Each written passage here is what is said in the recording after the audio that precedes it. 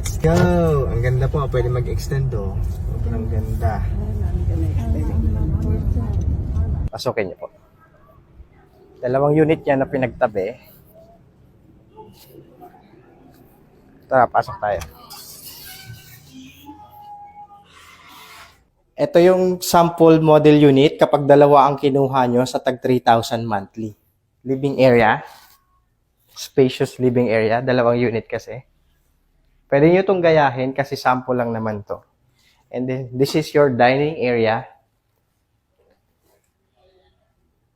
And may spacious ka na kitchen pa din dito. Kasi dalawang unit yung kinuha nyo. Imagine, tag 3,000 monthly, 7,600 lang kada buwan. Dalawang unit na mayroong 66 square meters na floor area. So, ito yung toilet and bath nyo. So, bali,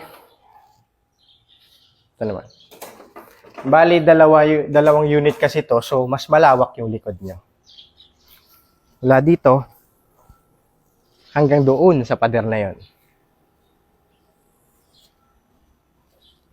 Akyatin naman natin yung taas.